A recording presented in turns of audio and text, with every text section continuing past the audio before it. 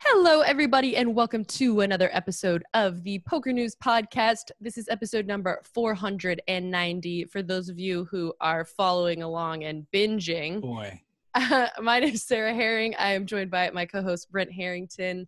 Over there, sporting a mustache, partying. I've got blue eyeshadow. Like, we are just taking it all the way back. Am I right? Oh, so far back. I like it. I also think there's a lot of really cool symmetry going on with like the bun and the bangs, kind of the rounded part of each. Somebody is a professional. So just in case you guys can't see, feel free to just jump on that YouTube anytime you want. You can get a little taste of what you're missing in the visual space. But for those listening in the audio space, thank you so much for joining us. We've got a ton of cool things going on in this episode. We're going to be talking to Haslet House Poker. It's really interesting. It's this group of sort of just average Joes and Janes who have come together and all decided to, pursue professional poker. They've been kind of all over the world doing these different houses. Right now they're in Texas, my homies, and they're going to be in Las Vegas, of course, this summer.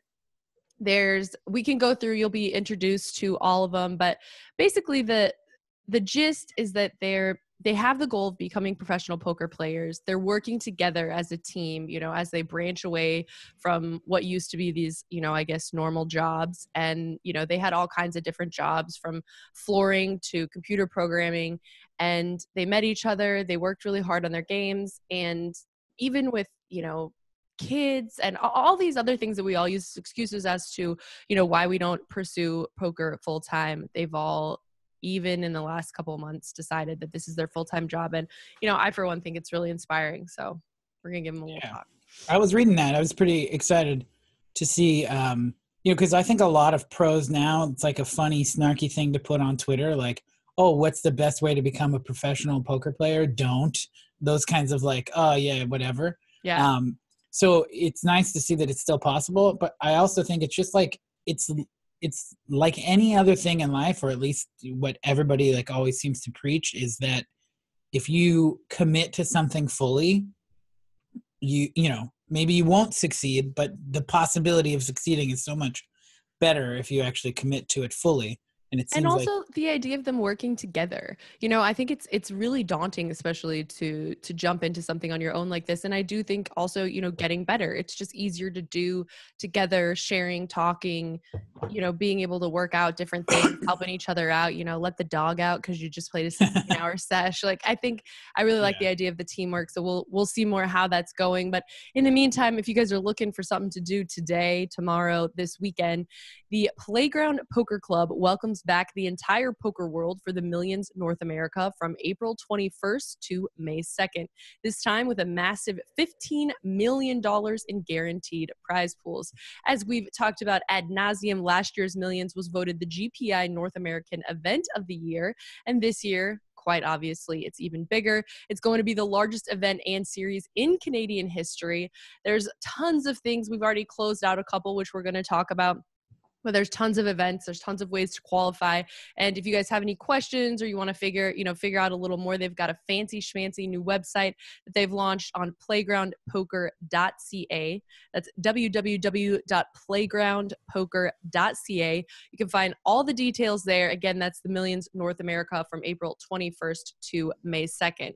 So for those who haven't been paying attention, or for those who haven't, just want to hear us blather on about it, the 1100 event at Playground has already wrapped itself up, and also the high roller, the 25K high roller, wrapped up, and it's always going to attract a lot of big players. Of course, we talk about this all the time, the big high rollers, but I think in particular, this event, basically everybody who's anyone is going.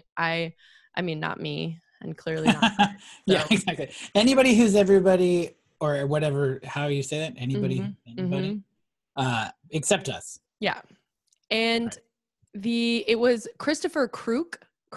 Man, I always say Kruk just because of the baseball player. I'm not 100% sure that's correct, but there was a a baseball player named John Kruk. So Man, it makes me crazy because I've talked to this kid a couple times. Actually, he denied me for an interview, which I was like, "What's up with that?" whoa, he's big timing you. Yeah, he was. Well, he. I can understand.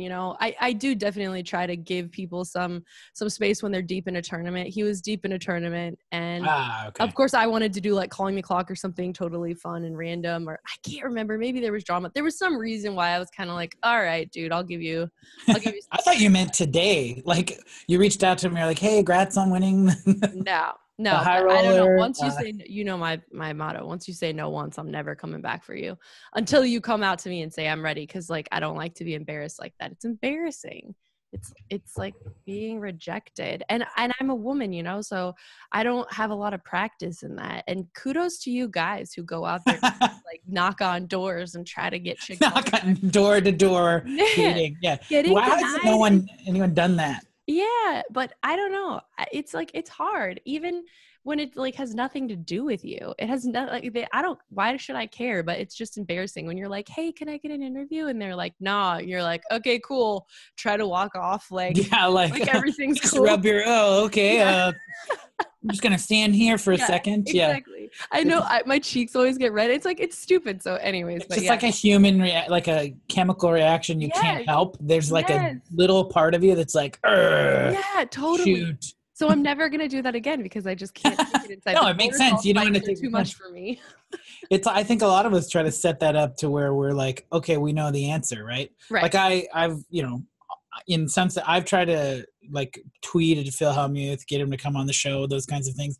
But I'm never going to ask him to come on the show because I don't want him to say no. Because I feel like I'm pretty sure he's going to say no. So it's like, why bother asking? It's ugly. Or the worst, this is what happens with me and Phil all the time is he'll be like, or it's Phil Ivey and Phil Hellmuth do this, both of them. They'll be like, all right, fine, but you only have 2 minutes or whatever. It's like the whole, like they just make it like super clear that they have no time. And so then it's like the whole time the camera guy is setting up or like the whole time things are getting ready. Like I'm just like, oh my gosh, this is so awkward. This is so uncomfortable. And then as soon as the interview starts, instead of enjoying it and being present, I'm just like, oh my gosh. Hi, I'm Sarah. We only have 2 minutes. Ah! Exactly. And it's always the worst ever. And of course, those are the ones everyone watches. And they're like, this idiot. Right. Oh, Phil Ivey. And then they're like, oh, this chick, blah, blah, blah. Exactly. Right. Yeah. Or like right before a big interview where we're going to talk about something, they're like, oh, and don't talk about that. And then I'm like, oh, but that's the only thing anyone cares about. Why? So then it starts hard. And I'm like, how are you? Okay, cool. Yeah. So the weather's really nice tonight because, obviously that's what people want to know. Exactly. Let's not talk about you peeing in that bottle earlier. Let's just avoid the subject completely 4 seconds before the interview starts. That was hilarious. Awkward. That's like when prop bets go wrong or mildly wrong. Okay, so we derailed, but let's definitely, I do want to give Christopher his credit because like we said, everyone who's anyone is there. And I'm just going to read the final 6 guys at this final table. Only 6. Runner up was Anthony Zeno. Number 3, Darren Elias, who we all know basically wins, everything. Chance Corneth, Neil Farrell, and Victor Ramden. So this was no easy table. And I was thinking, I just saw the other day the Canadian. Oh wow, and Victor Bloom bubbles. What? Victor Bloom be back in that live game? Heck. Damn, it's that party poker thing. Yeah, he won that party poker. They're trying to get everybody to come over. But yeah, it's interesting because I saw the other day that the Canadian dollar is actually not doing very well against the American dollar, which is great for us if you're American. Woo! I was just there last year and it was almost even Steven, but I was thinking actually, if you're getting your prize in Canadian dollars versus USDs, it might be slightly less exciting, but still it was a big first prize in US dollars. It was $291K and in Canadian dollars, it was $375K. So congratulations. And hey, if you ever want to do an interview, just let a girl know. Right? Come on, Chris. Yeah. No, I think it's cool. I was just looking because I saw he won something not too long ago and it was the high roller at PCA, which was his largest cash for $836,000 so far. But that's pretty awesome. He's gotten about half of his total live earnings in the last, 4 months. Heater. Yeah. But apparently he's like a big time online cash game crusher and just like, it's not a surprise. So, No, it's not a surprise. And also if you just want to follow someone on Twitter who I think this is what I remember. I remember stalking his Twitter before preparing for this interview, and he's just like super blunt. Maybe, I think that's what I was going to say. Maybe a Wasn't he student? live tweeting the WSOP main event final table? And he was just like razzing everyone, and, like fully making fun of everyone. I think that's what I wanted to talk to him about at the time. And it was pretty hysterical if you go back through. So he's got that edge of comedy to him, but I guess he's not trying to be in that spotlight. Yeah. Before we move on, we of course have to mention our sponsors, Global Poker.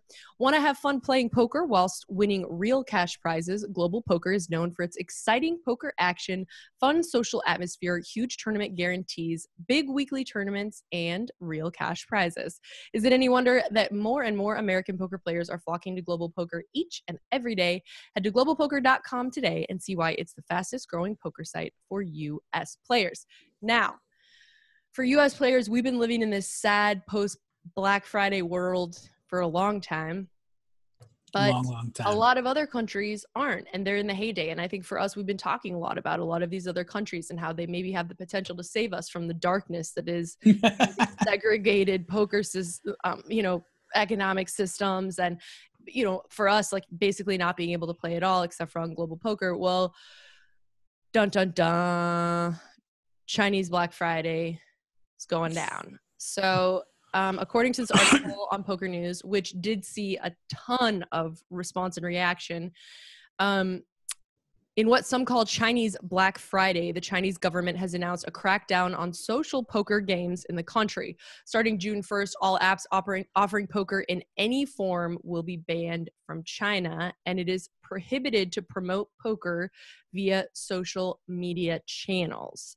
So the article goes into, a lot of the specifics and just exactly what this looks like, what this is going to mean, what the legislation, looks like in terms of what are social media channels and things like that. But it's definitely depressing. We're fixing to do a tournament, the Triton poker series. And I think everyone knows there's been a ton of big high stakes cash games. A lot of the players that are American that haven't been able to play in the US have moved over to, the Macanese games and over to some business games in China. Everybody's trying to get those invites. And this is bad news for everyone.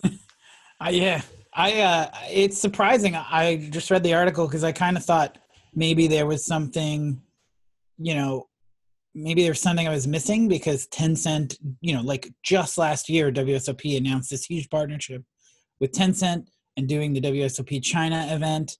And it just seemed like, well, we talked a little bit about like the India poker boom, but it's like China, a very large population, lots of players that like to play that are also good at poker. If you've ever like seen some of the stuff at Macau or whatever.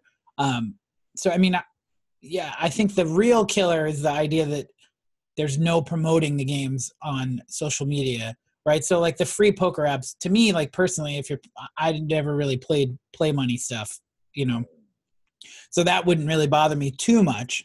But it doesn't say free, right? I thought the article said poker. Oh, right, yeah. Form. Yeah, I guess what does that mean? Like stars is not legal in. See, this is what stinks. Yeah. But I think it's mostly apps. But the thing is, like the Chinese. Okay, I'm not Chinese, obviously. I don't know, but I do know from some of the business dealings that I have that the Chinese in general do most everything on their phone.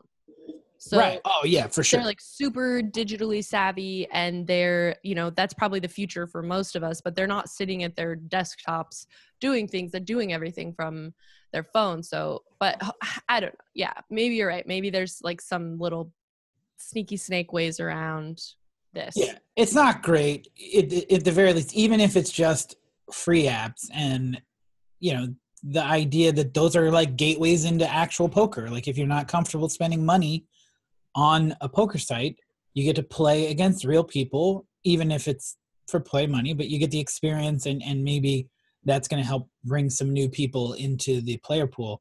I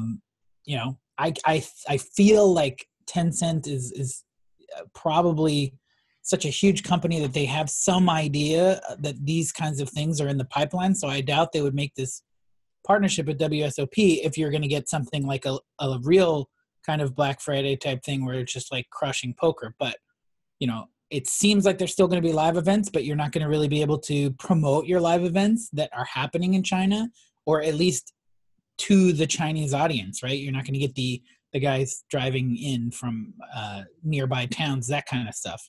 It's not great. It seems like poker is on the back foot in a lot of places, with Australia and now this kind of stuff coming out. And I don't know. Yeah, and it really just grinds my gears. And They're so grinded. I'm so sick of everyone just being so, I mean, even, I'm not going to say exactly who it was, even though I know these people don't listen, but even, you know, some of my in-laws were saying that we shouldn't teach our nieces and nephews poker. And I just wanted to say this, everyone is totally missing what poker is. It's not like slot machines or something where people are like spending their hairdresser's salary to, actually that's a personal experience, sorry, I used to work at a salon and we had this hairdresser that would like take the bus to Black Hawk in Colorado, and then she would have to get like a front on her paycheck because she was addicted to slot machines. But anyways, I mean, I'm sure obviously there are some people who are addicted to poker, but the reality is there's some people that are addicted to a ton of things, and poker is not slot machines. Okay. Right. Everyone well, who the idea that you have to like, come on. The idea that you have to like legislate stuff. I know I've ran into a lot of people. To me, it's absurd. Like, you can play live poker, but you can't play online poker. Seems weird, right? Like, I can drive 30 minutes to Stones or whatever and play poker, and I can't do it online on a regulated site. Kind of absurd. But it's all these interests. I never believed, and I still don't believe, that this is for like the good of humanity, right? Like, No, we have to save people from themselves. But it's a thing that plays well with an audience. Like, you know, if you don't know anything about poker, it's very easy to combine it with all of gambling. And then it's very easy to think about somebody in your family who was fronting their paychecks and taking the bus to Blackhawk all the time and burning all their money. You know, because everybody has had that experience themselves or someone close to them. Yeah. And, you know, I know that's a thing too, like a few professionals that play, that start like dating. It's like an issue because they're like, oh, what do you do for a living? Well, I'm a poker player. Oh, well, somebody has an uncle that's like a problem gambler, right? And, you know, and I don't want to make light of people who have a gambling addiction. That's a real thing, right? Obviously, that's a big thing, but none of these people in the government care about that, as far as I'm concerned. No. They care about money, and they could give a shit about your. I mean, we're talking like the biggest killers in America, if we're talking about America, and I can tell you right now, I'm talking not one of them. But yeah, like, exactly. It's like, okay, let people play poker. Let's start worrying more about like heroin. Yeah. I don't know. We've got a Flocka problem. We look at. I don't know about poker. I think we're doing okay. Like, we were actually. To my knowledge, poker has only killed maybe like a handful of people in the history of. And like, I'd be trying to pay my taxes. I'm trying to support. You're trying to tear my industry down. You're trying to tear down China. Like, I'm just trying to pay my bills. You know, I'm just trying to support my family. We need to make like a futuristic movie about how all the people who play poker versus all the people who are trying to legislate poker away. And like a Terminator kind of thing. So we'll go back. We would lose though. We're an ugly, like, little minority, I think. Turns out. I'm always trying to, you know, find advertisers and stuff so that we can keep this podcast going. And even they were asking, actually, you were one of the questions. They were like, well, if we had, say, Brent like try something and give his opinion about it, would other people in the poker world know who he was? And I was like, some people probably, but I was like, yeah, to be fair, like, it's a pretty small little world. And it definitely made me think for a second. I was thinking, you know, compared to, say, the world of a lot of other things, the world of poker is relatively sure, yeah, but I mean, like, you know, like there'd be like 600 people who would be like really smart people ready for battle. With money. These people have money, right, on hand, lots of cash. What are these things they want me to try? Like, let me we'll talk about that later. You guys will find out. We know with that eHarmony gig is over, and I'm really depressed because I really, really liked that was my favorite part of the show. And for a while. alas, I am unmarried. Yeah, and still not married. So what's up with that? Okay, so we're gonna get these guys on the show here, but there was one article on PokerNews that I thought was kind of interesting, and I just wanted to talk to you for a second about it. And actually, if we have a little bit of time, that's even great. But it's 5 reasons why winning players lose at the World Series, and I thought it's just an interesting kind of look at things, because obviously a lot of people who, for example, don't do a ton of poker playing even in their regular life make it to the World Series to play an event, or even a lot of people who are sort of ancillary in the poker world will make it to the WSOP to play an event. And of course, all the best players make it to play events. So everybody's there. Who wins? Why do they win? I thought this was interesting. So Ashley Adams, his take was this. The first piece is, number one, statistically, you're supposed to lose. And that makes sense. And yes. I thought this is interesting. I'm sure tons of players who, do their calculations and what have you, will say that even those playing at the sort of max level will be looking, it's plus EV basically if you're cashing around 20% of the time. And I can't remember where this number even came from. So 80% of the time, obviously, you're not cashing, but I can remember someone a few years ago that I interviewed that said you're likely to cash, and this is like a slightly different stat, but that you're doing very well if you cash 1 in 7 tournaments. So somewhere I would around like 10, so it's probably somewhere between 10 and 20%, because I thought I heard something like 10%. And then you think about too, like how many times are you cashing a significant payday, like top 3 or whatever, right, finish? You're not doing that very often. You can play poker for your entire life. I mean, look at someone like Maria Ho. She's made a living playing poker, and she's got a few final tables, but she's a good player. But it's not about necessarily how good you are. How good you are is going to put you in a position, but you still have to, it's going to put you in a position more often, most likely put you in a position more often than other people. I keep saying, like, as I bust out of a tournament, I either have to stop playing tournaments or play more tournaments, because, I might be an okay player, but if you don't play enough, it doesn't make a difference. You're going to bust the tournaments more often than not. And if you play 10 tournaments a year, you're probably going to bust all but one of them.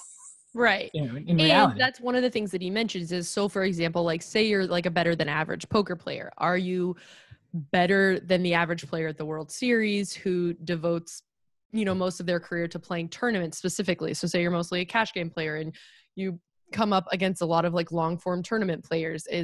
Basically what they're saying, what he says is, like, even if you're good, the odds against you playing against someone better is also good. So that's the second piece, is that you're playing players that are better. So if you're the best player at your casino in Michigan or whatever, even coming to the World Series, you might be the best player there.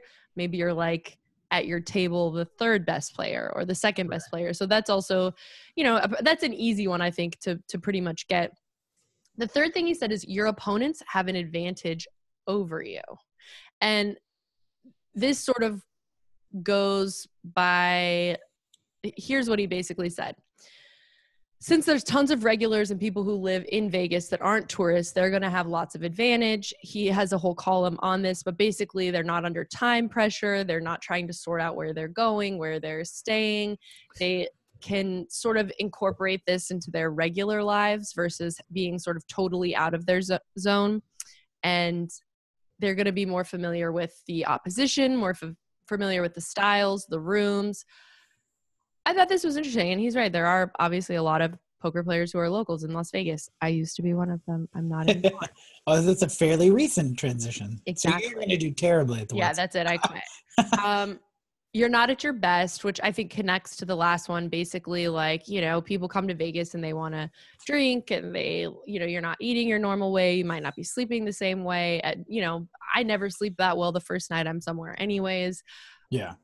It makes sense. And then finally, you're more interested in action than optimal strategy. If you're like most players who fly in for the WSOP, your eagerness to play is probably working against you. You're probably not being as selective as you normally do. And even if you are selective, since you don't know the regulars here like you do at home, you're not going to have the same amount of information as, you know, you might normally. Anyways, I thought it was interesting. Yeah, if you feel free to check it out. Ashley writes some strategy pieces for us. And I thought specifically just looking at the WSOP, it was interesting. And since we've got our homies, the Haslet House Poker team, coming out for the WSOP this year, let's bring them on the show. Now, this portion of the show is presented by Playground Poker Club, featuring the Millions North America, last year's American Poker Awards event of the year. Welcome to this segment, Haslet House Poker. We are joined by Haslet House. Now, we have been talking to the audience already. We've given them a little taste about you, but it's going to be, you know, for those who are watching visually, it's obviously going to be easy to know what's going on. But for those who aren't, I'll try to give you the lowdown, who's talking, who's giving you the scoop. Let's start first. This name, I was like, what's going on? What is Haslet House? Who exactly is this? And how did you guys come up with this name? So let's first kick it off. Nick, give us the story. All right, so Haslet's actually the name of the city that we live in. And hello to you guys, first off. We're really excited to be joining y'all today. It's a lot of fun for us. Haslet's the name of the city that we live in. It's a suburb of Fort Worth. And I bought a house here a couple of years ago and was looking for roommates, was playing poker recreationally at the casino on the weekends, and bumped into all of these guys individually on different days at the 1-2 tables, and invited them to come back and stay with me because it's a pretty good drive back and forth to the casino. They liked the house. I said, hey, I need some roommates. Y'all want to move in? And next thing you know, a bunch of buddies living together, just grinding our little butts off every weekend.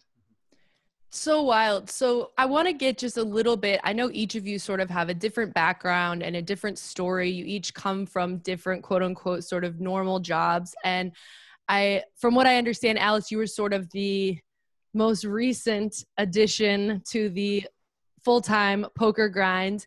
Who was the initial sort of partner, the second person, I guess, to jump on to the house, Haslet House?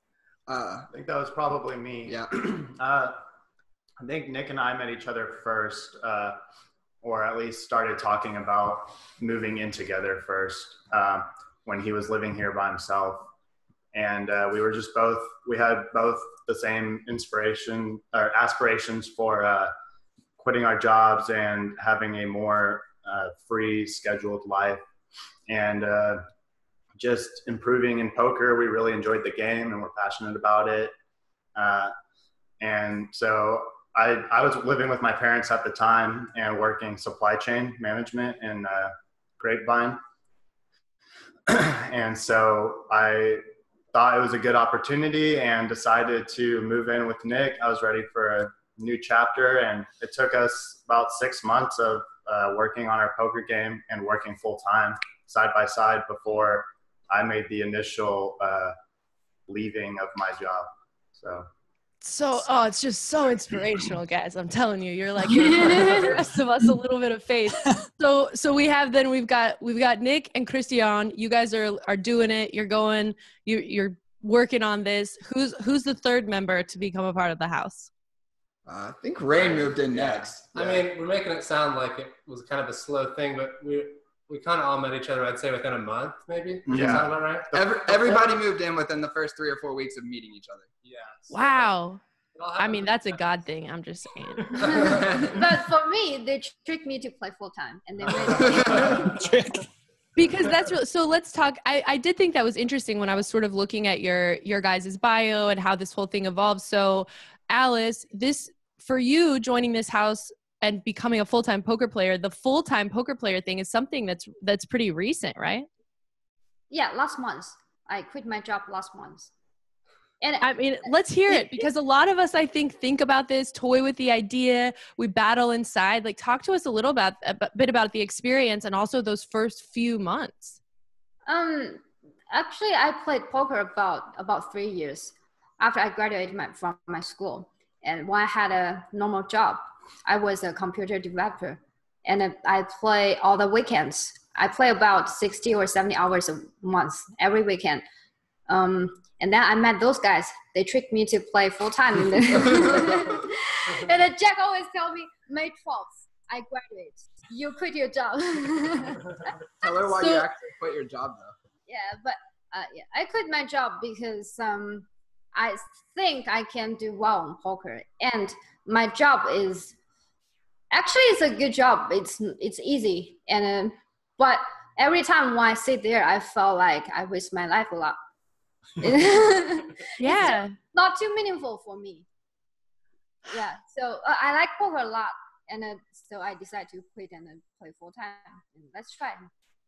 So Jack is the one who, for those who can't see yet, we haven't gotten a little taste of Jack yet, but he and I are basically brother and sister from another mother and mister, because we're from the same town in Colorado, and now we live in the same town in Texas. Okay, not live. You live in Haslet, but you like going to college somewhere is basically, it's like a second residence. So you're going to Baylor, but this is another really interesting, I think, situation, because obviously you're pursuing poker. Obviously that's your passion and your love. And how are you able to reconcile, I guess, the money dump that college is? Is it just that you're so close to finishing, you just want to finish that out?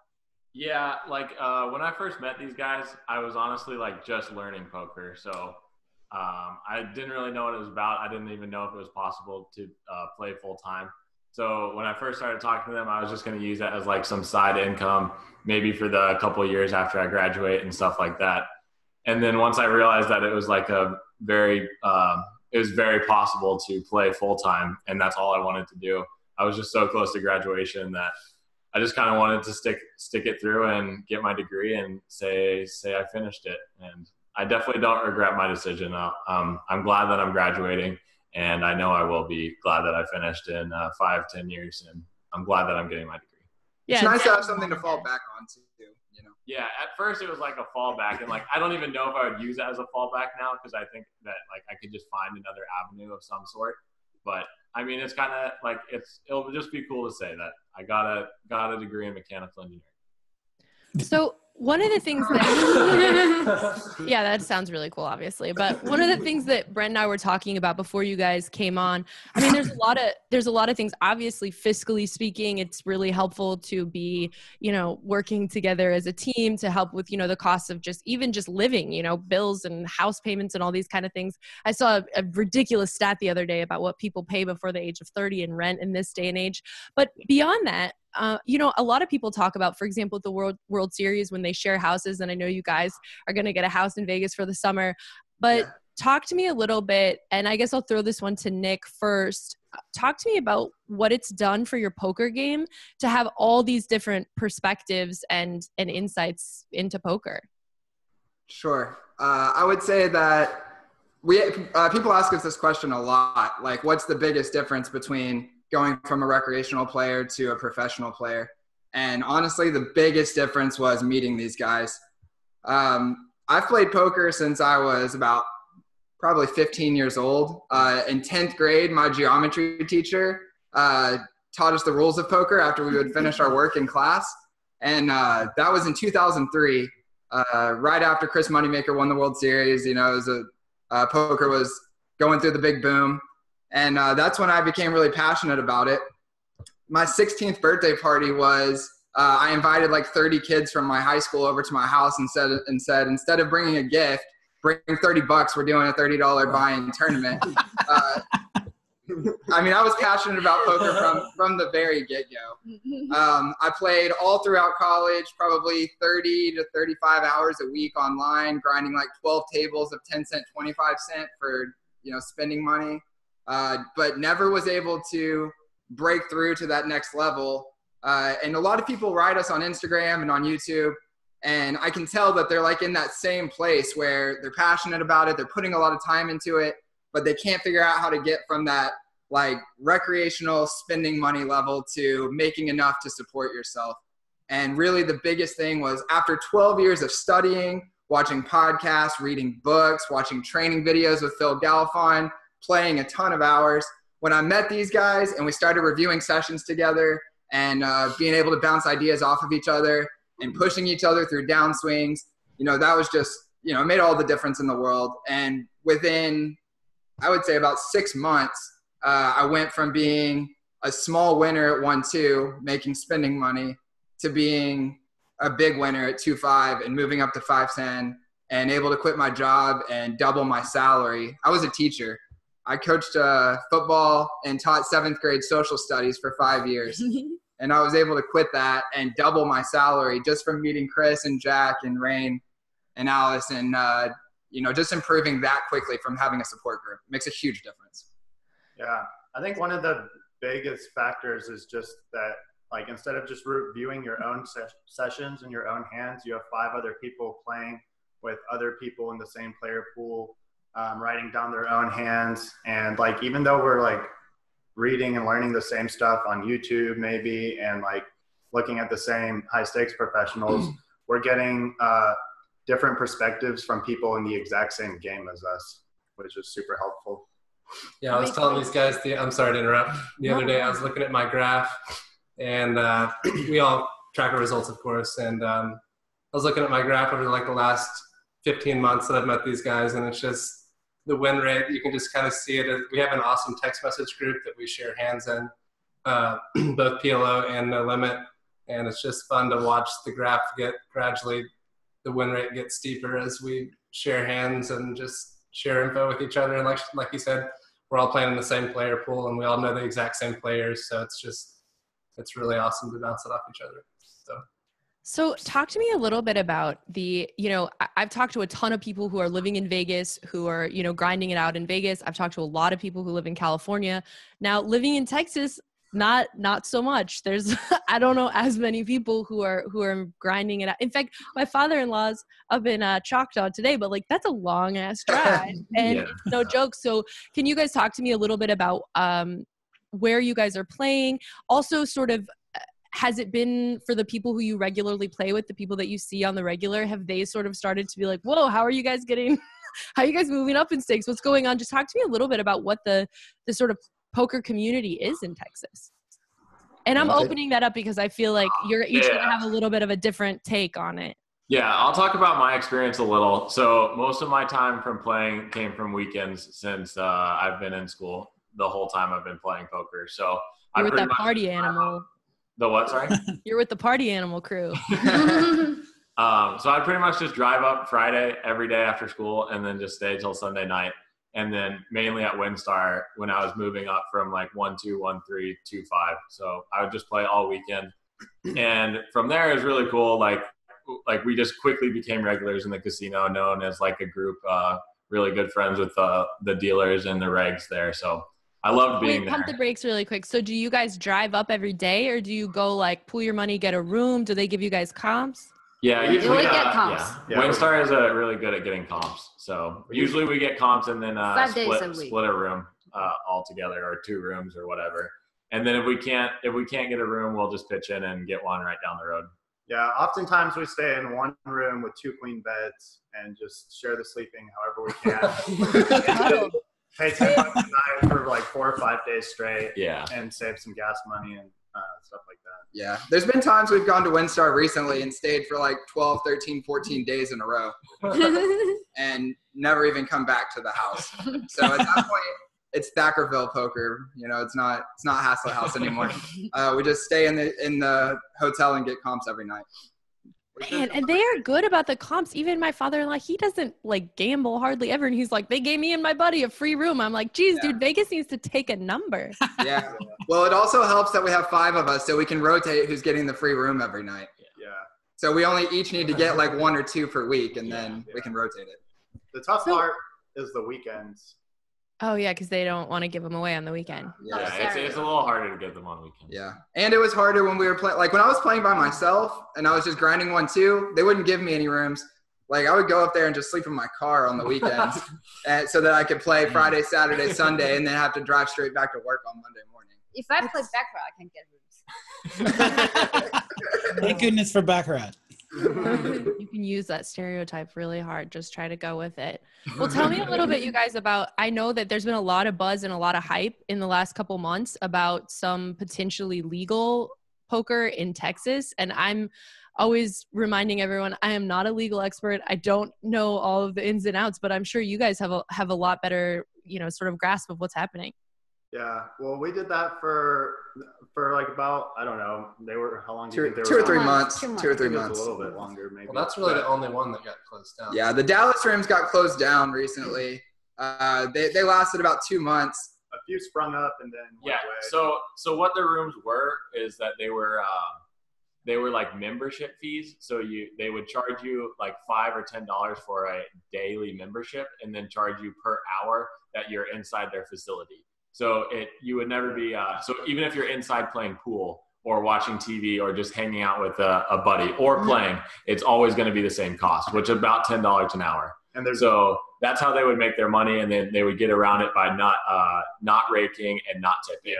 And then there was a lot of rooms that popped up in Dallas, but they got shut down after a couple months because of the pressure that WinStar put on them, because they were taking away a lot of business from WinStar. But there's successful rooms in Austin that I've actually played like the last I went down there for like the last 2 weeks to play at their legal room. And then there's lots in Houston, and then there's one in Waco. I don't know if you know about it. Kind of the further away you get away from the Indian casinos, the more of them start popping up. Yeah, there's less pressure from WinStar and Choctaw at the south. The more south you go in Texas, so that's why they've been able to be sustainable. It's so nutty we might that they're have not to turn even from in the same state. Haslet House to Waco House. Waco House. Waco House, Which actually, Austin House, wherever. Let's not call it Waco House, because that brings about too many bad memories. Call it something else. We've done our best to go support those rooms because they're trying to legalize poker in Texas, and we're all for that. And the rake is really fair. So we've done our best to go support them when they've popped up. Jack spent some time in Austin. We've gone and played at Waco, where they only have 1-2 games. And we went and grinded 1-2 for 3 days just so we could support those guys and put it on our Instagram and try and drop some business for them. But at the end of the day, WinStar's running like 20 tables every time you walk in the room. On Saturdays, they're running 50 tables. There's 5 of us, so we need enough action to go around. We try to avoid playing on the same table with each other whenever possible. So it's really hard to beat the casino. $5 rake, free rooms, always good action, Yeah, like this Austin room that I was down in the last couple of days. Like, it's such a good game, and I wanted them like all to come to be able to play in the game. But like, it's only one table of 5-5, and like we can't have 5 of us just sitting at this table. So like, it might be sustainable for like me and like one other person, but there's just no chance that we could all just go down there. So talk to me a little bit. I have so many questions. I'm actually like, you guys, I'm just loving this so much right now, but I want to talk, you guys have, in fact, I'm trying to remember exactly who, I'm pretty sure I know who though, recommended you to me and said, hey, check these guys out. But basically you guys are building a social media presence. You guys are building YouTube videos, which by the way, some of them look I haven't seen them all obviously, but some of them are fantastic. So let's talk a little bit about what some of the creative projects that you guys are working on outside of just the actual poker playing, and who's responsible for all of it. That's a lot to manage. 5, 6, that's a lot of people to manage. Right. Yeah. We all help each other a lot with like, as far as, if you go to our Instagram, you'll see a lot of different chip stacks, and it'd be hard to sustain that. You'd have to have a winning session every day. So with this 5 of us, we get a lot of cool pictures, and probably more so than you would if it was just a single person. And as far as the YouTube goes, I spend a lot of time editing those videos. I've been kind of editing videos since I was he does all of the editing by himself. Yeah, Rain is a mastermind around the videos. Like he just does it all. We film on our cell phone, we upload it to a shared file, and then he takes it and makes magic with it. He does all of the editing by himself. We started the concept when we first pretty much started playing 2-5. We were actually a bit regretful that we didn't start sooner at like 1-2, 1-3, but we thought that being that we all live in the same house and that we're sort of grinding together, and it's kind of a unique atmosphere, that it would be fun to document, not only for ourselves to look back on, but also thought that it would be entertaining for other people to watch, and For sure. just kind of took a shot at it and just made an Instagram and started posting stuff, and it kind of just grew a lot quicker than we expected. And then pictures weren't enough, so we took to YouTube. If I'm being totally honest, like I spent a ton of time on YouTube, like I have since I was a teenager, and both making some silly videos and watching. But I saw Andrew Neme's vlog and thought it was something that we could kind of replicate. And we had kind of a unique situation where there was 5 of us instead of 1. Just thought we had kind of an interesting situation, like Chris said, and like I thought I could make something similar, and kind of that's where we're at right now. I think 2 months to $1 million was also a bit of an inspiration. Yeah, for sure. Nice. Of course. You mentioned earlier when you guys were talking hands, and I don't know why this question came up in my head, but has there ever been just like one hand that somebody just completely disagreed? Like you played it one way, and it was just like the biggest disagreement in the history of Haslet House. Dang, that's a good question. We have hands we disagree on frequently, Yeah, actually. A lot. But is there like one? I can't like, think of one always- specifically where we like got in a fight about it, but Yeah, there's no memorable ones. Okay, fair enough. I have a very memorable conversation from the very start when we were talking about 3-betting. And I remember that I 3-betted like 10-9 suited in position. And like, I was the only one that thought that was good. And like, this is when we very first started. And like, we were just trying to figure out like when to 3-bet or what hands to 3-bet or anything. But I remember talking about like days and weeks about just like what hands to 3-bet a single open. And the example that was 10-9 suited. So that hand for me sticks out. We also argue a lot about the difference in the applicability of like GTO strategies versus exploitable strategies, and in which games and what stakes we should be using more of what and things like that. But I think like all that debating along like over the months has sort of just helped us all round out our games better. I think we all kind of shift back and forth on our mindset between being exploitable and being theory based, because like we'll debate over some hands and talk about, well, against this specific player, I want to do this, and then no, you don't even need to be thinking about that. You need to be thinking about your range in this spot, you know, and just solely be thinking about the theory. And we kind of like shift back and forth as a group, I think. And that helped, like every time we shift, we get a little bit better, you know, sort of like a 2 steps forward, 1 step back type thing. And I know that if I was doing this by myself, it would be extremely difficult. So when I see other people like posting on Instagram chip stacks that they have and they're trying to do the same stuff by themselves, I mean, I applaud those people, because it's hard to deal with downswings if you don't have someone to go bounce ideas off of and say, am I playing good or am I sucking? You know, like I have no idea. Am I running bad or am I, you know, just getting busted up because I'm playing terrible? It's really nice to have someone to bounce ideas off of and Chris say, nah, dude, that sounds like a really good play, especially against this opponent. You know, he's just at the top of his range this time, you know, and you can kind of work through that stuff with each other. That helps a lot. I was thinking about this too. So what point do you stop thinking, like you present something like I raised 10-9 suited in position. I think it's a good play. I'm going to defend my position, but at the same time, like where does that line exist for you where you're like, okay, now I'm going to agree with you, or you know what I mean? Because at a certain point you have to defend what you're doing, but at the same time you have to be open to the opinions of everyone else. So can you explain a little bit about that, maybe with that exact example or some other examples? I think that if we like do come to a particular instance where we like, oftentimes one person will explain their side and then usually the other person will start to agree because one point is just better. But if we end up at a stalemate, then I think oftentimes we'll both agree to go look at other material, maybe see like what something like Doug Polka's doing or Johnny Vibes or whatever. We used to use Bart Hansen a lot. Yeah. Shout out to Bart Hansen because he helped us a lot at the beginning of our career. For sure. Yeah. We loved his podcast. He helped us a lot when we were moving up from 1-2 to 2-5. And sometimes we check the Snowy and the Power Solver We too. use Yeah, we'll run Snowy or Pile Solver or get some coaching and ask those questions if we're really at a stalemate. I think like the biggest thing when you bring a hand to everyone is just to be like super open-minded that it might be wrong. And I think that's very important for you to like continue in learning, because a lot of people will bring forward a hand and just like defend it to the death and never have that line that you were talking about. And they can never get better because they aren't open-minded to new ideas.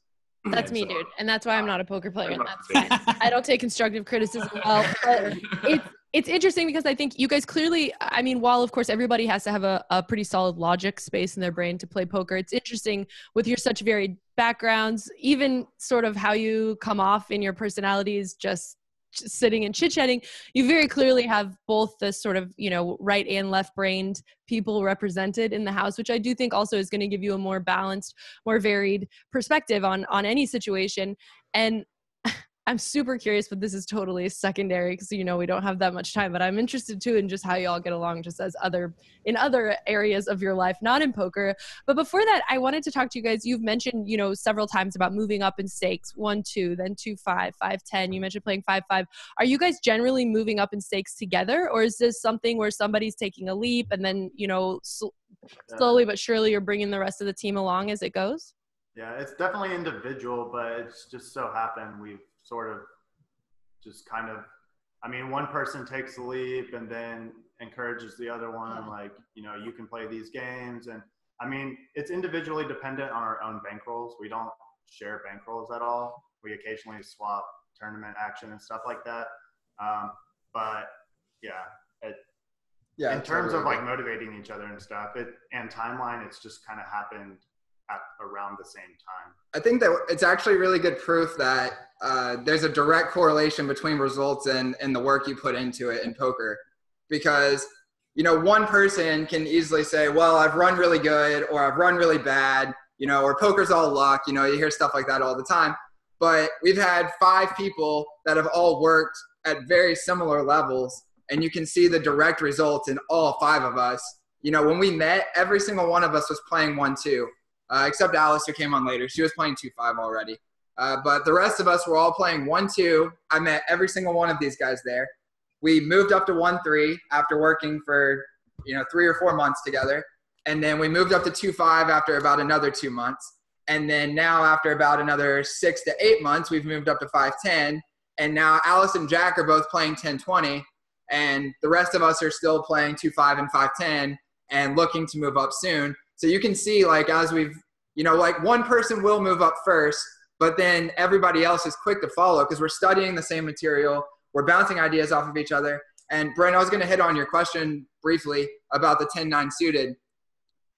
Even though we discuss concepts together and say, well, Jack thinks 3-betting 10-9 suited is good now, I still don't 3-bet 10-9 suited generally. If it's a special situation, I will. But I prefer to 3-bet my suited 1-gappers over my suited connectors, and these guys don't. And, you know, we can still have, like, small differences in our games. I think that's what makes poker so cool, is it's not solved. You know, there's nothing that says, well, you're absolutely wrong and I'm absolutely right.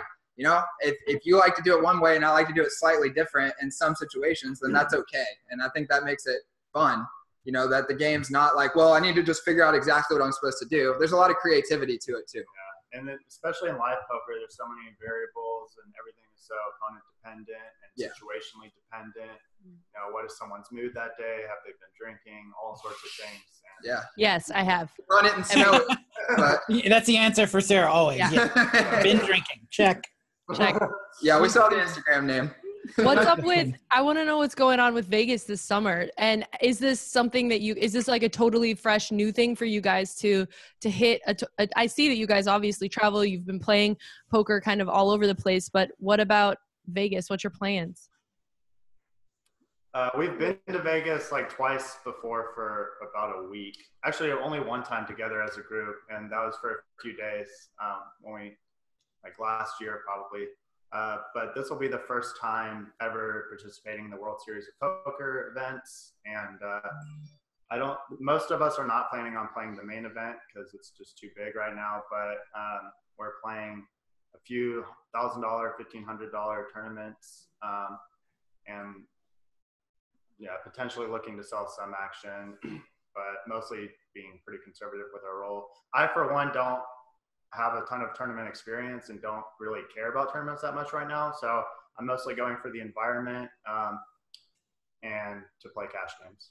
and to document it. Obviously. I was just gonna say, Rain, what's up with that? What's up with that video coverage this summer? That's what I'm trying to do. Yeah, we're gonna be. I'm gonna probably take a little bit of a cameraman, producer, editing role a little bit more so this summer. I mean, don't get me wrong, I'm gonna be playing the cash games and some tournaments, but I really get a kick out of making the videos and kind of just being a little bit of a producer for the guys. So yeah, and that's a full-time job. And for people who play cash on the regular, I'm also curious, you know, obviously I know lots of people, have lots of friends who are always trying to, you know, create packages, sell packages. It's not usually plus EV, I think, for a lot of cash game players to just jump into the World Series and spew, you know, 10 or 20 kids. So how are you guys looking at, I guess, funding a World Series between each other? We do select a lot of events. Like we select based on, at the very beginning, we list a lot of events from the World Series, but I asked my coach to review it for me. And he removed some for me, said like those events are Tuesday, Wednesday. I don't think you should play those kind of, because a lot of regulars will play this. You should select like Saturday, Friday. A lot of travelers will come to play, and you should. And about the rate, about the time, you shouldn't select like the time is 30 minutes per level. That's more lucky box. And More luck box. Yeah, and some like minimum one job, it's $1,111, but the rate is extremely high. They just like announced as a very tricky way. But the rate is extremely high. It's 100 plus $111. So that's $211. That's 21%. You should remove all of those from your schedule. Yeah. Yeah. And so you're not alone. I've heard a few people making this comment, and I love though that you guys are looking at it like that. What about the rest of you? Yeah, we narrowed the schedule down based on, she got some coaching on it, and we're definitely taking that advice because it's from someone who's played a lot of events in the past. And I mean, our cash games have progressed a lot, but we're still new to the tournament scene. So each of us are looking at playing like 4 or 5 smaller events, and then Jack and Alice are probably going to play the main.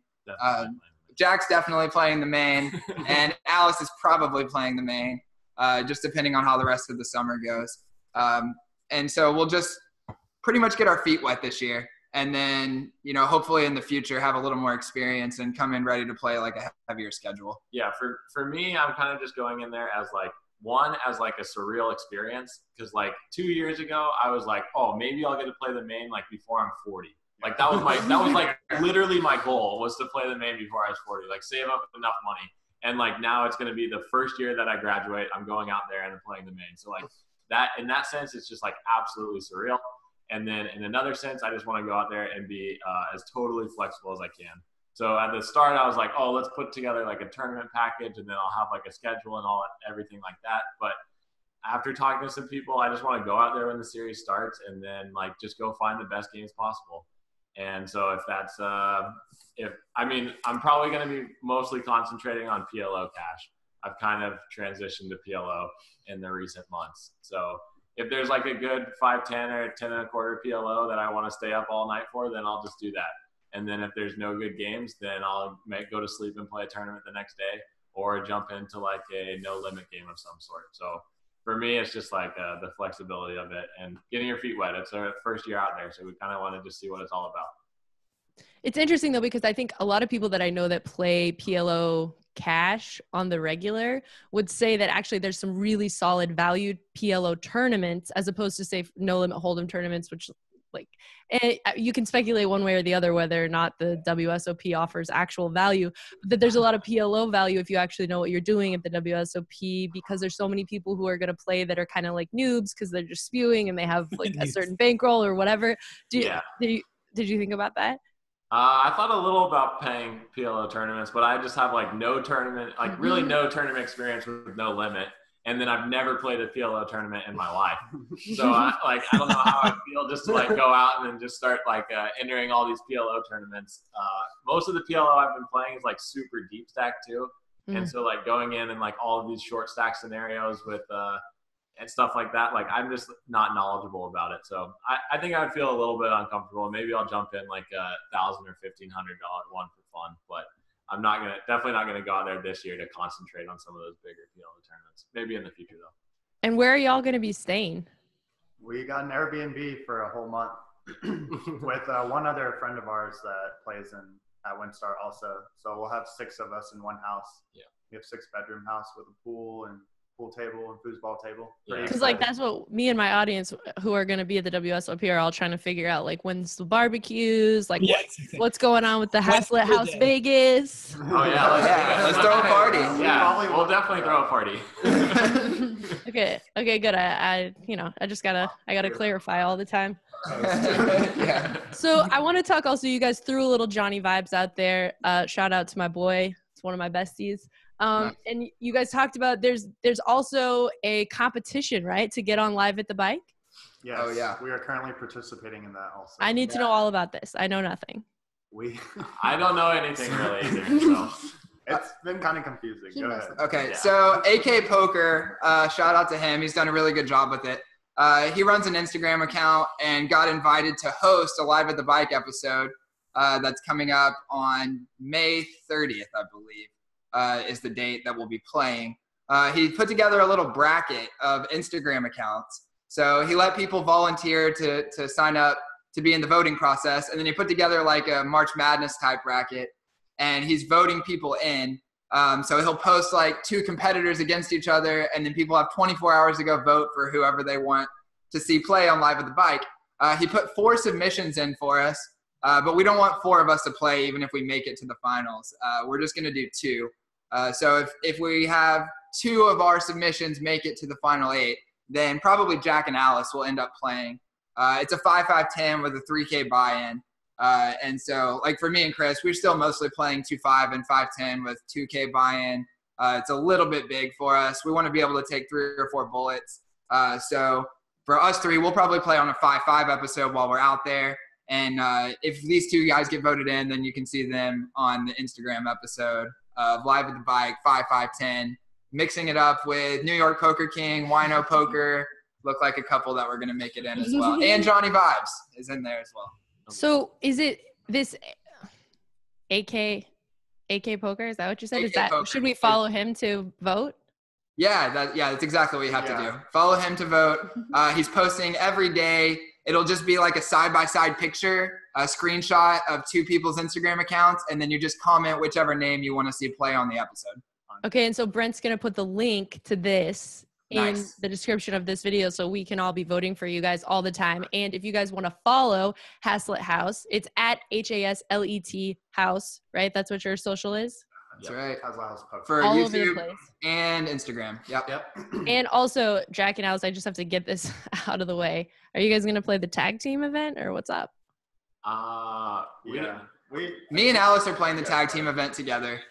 And then we were going to see if everybody wants to hop in, though. Maybe do 3 or 4 teams for the tag team event. Yeah, it'd be fun.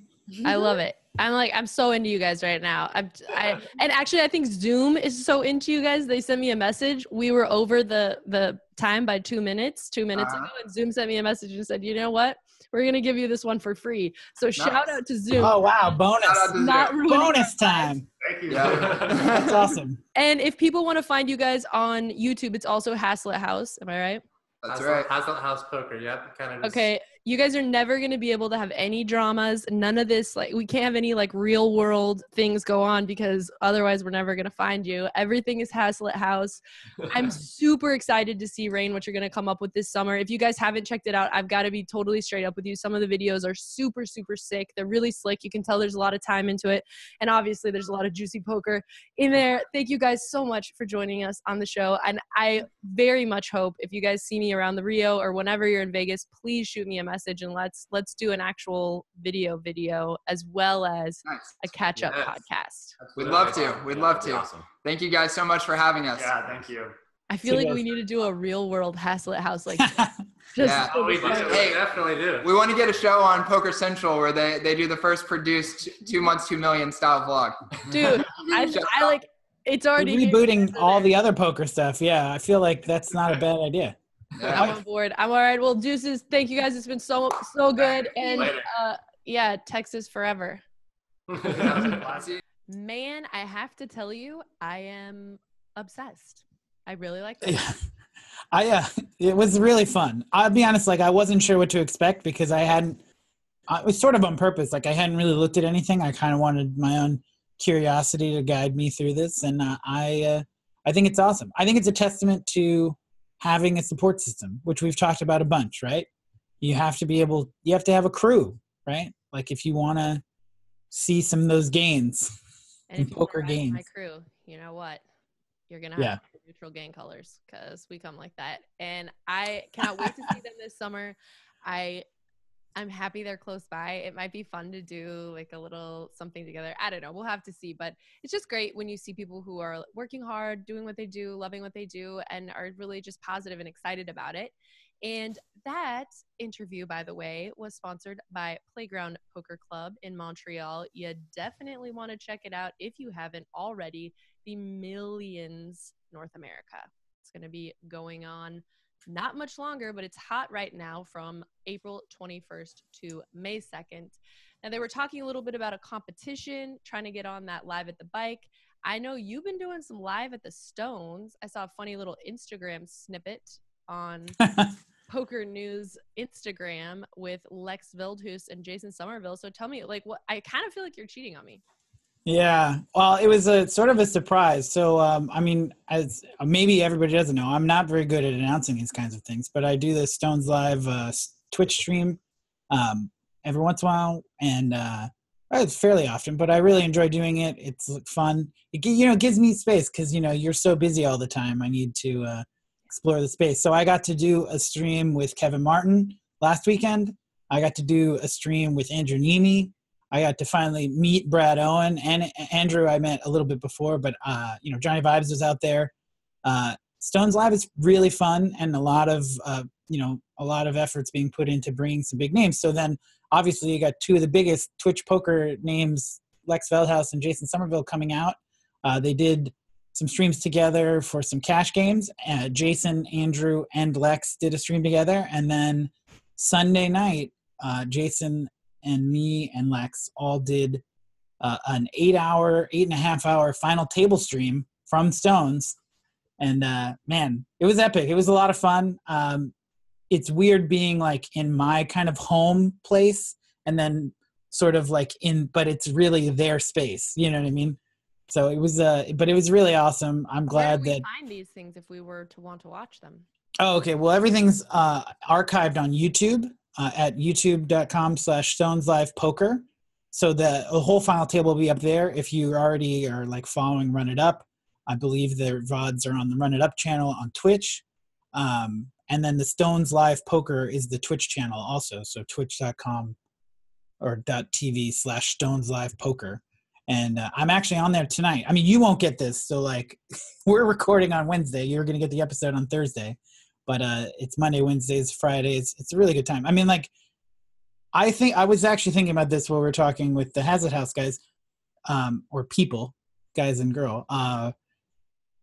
Like, sometimes I'm talking to somebody about what I do for work, and they're so excited at the prospect of me, like, going to the super high roller bowl. And I'm just like, well, this is just like my job.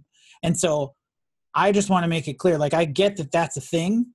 And I want to be like, I'm excited when people are excited, if that makes sense. Like, that's kind of why I do this as a job. And so I don't want my unexcitement to be played off as like, I don't care. It's just, this is work, right? So this, and the excitement for me comes from bringing this stuff to the audience. So the idea of, like, I knew Jason as a fan of Run It Up. Obviously I've known Lex as a poker player who's been just in the game for so long now and is now just like one of the most popular Twitch streamers, like probably currently the most popular. Who knows? Like, he's growing real fast. And, if you had said, oh, I'm going to be in the booth with them for like 8 hours, you know what I mean? Like, I'm sitting there with somebody who pioneered in Twitch poker and streaming poker and YouTube videos. Like, a lot of the things that Andrew and Johnny and all these guys are doing now, you could argue it was sparked by Jason Somerville. sort Dude, of just watching like the 15 seconds of Jason and Lex and you in the booth. I've hardly ever had my audio on when I'm looking at Instagram because I'm trying to pretend like I'm doing something else probably most of the time. But I wasn't even listening to what he was saying, and just watching him was making me like excited. Like Jason is just someone who just has this totally contagious energy, and it's kind of contained still a little bit too, you know. I mean, there are some people whose energy is really overwhelming, but Jason has this really powerful presence packed in this little tiny space where I feel most of the time that he has so many thoughts that his words can't keep up with, but he still is getting out probably 10 more words a minute than I am easily, probably more.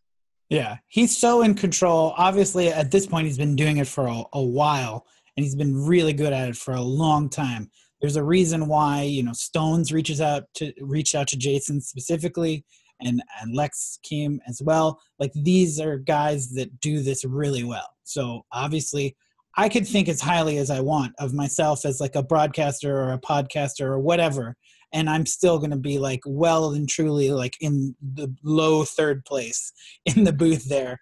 So there were times, if anybody watches the whole thing, there are times when I'm just kind of just sitting there and like watching myself, you know, I'm just like a tennis match, popping my head back and forth between this like really great thing that Jason says to this really great response that Lex has. And, I think that's part of, understanding my place in the poker ecosystem is there's so many people with so much knowledge and so much experience. It's really fun to be around them and be able to produce things with them. But it also sometimes it's just fun to like sit back and listen to them do their thing. So I had a front row seat. It was really great. Well, I have been looking. I was just going to guess that it was John Hart who sent me to this Haslet House Poker, guys, but I cannot remember or figure out who it is. And John Hart's not actually his real name. That's his Twitter. But if whoever it was, thank you so much. And feel free to just let me know why I can't remember. I won't let me go back far enough in my Twitter to figure everything out. But I also wanted to give out a shout out to Chad McVean, who we've had on the show, who sent me a couple of other cool kind of poker podcasts to check out. And I've reached out to @Rec Poker and also @His and Hers Poker. They have sort of different perspectives and different podcasts in the poker world. And I'm going to try to get them on the show next week. On the show, we've got Alec Torelli. I'm pretty sure that's next week. I probably better check in. May 20th. I thought that was, maybe 10th. Nope, Ooh. We've got it. Yeah, next week is going to be Alec Torelli. We're going to talk about all the juicy gossip, all the drama, all that buzz that's been going on.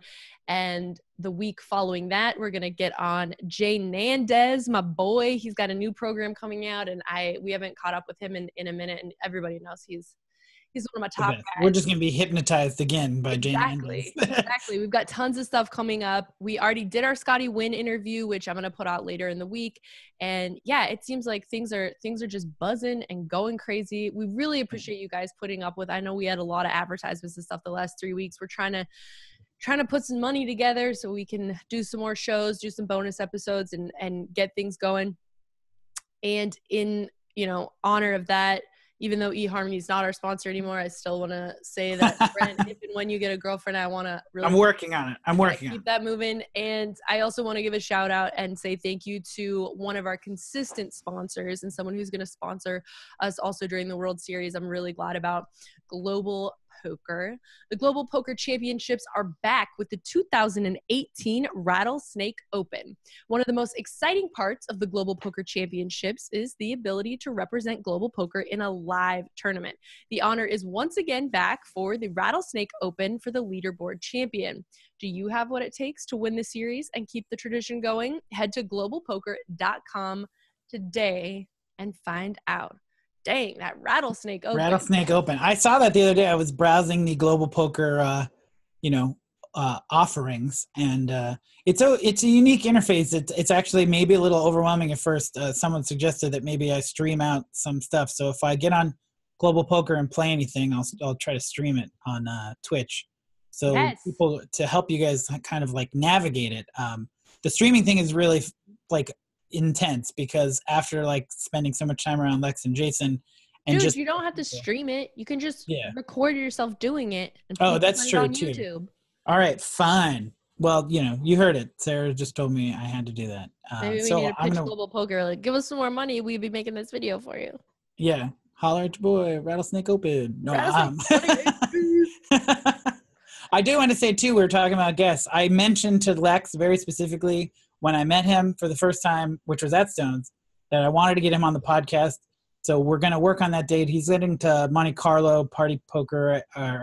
Stars is having like a big thing in Monte Carlo. Well, it's EPT. It's like the championship, right? This is how I need to move to Europe. We're not there anymore. So like, what do I care? Oh, okay. Never mind. Sorry. Monte Carlo still seems cool. And Lex is a great dude. So he's got all that stuff going on, but we're going to get him on the show as soon as we can.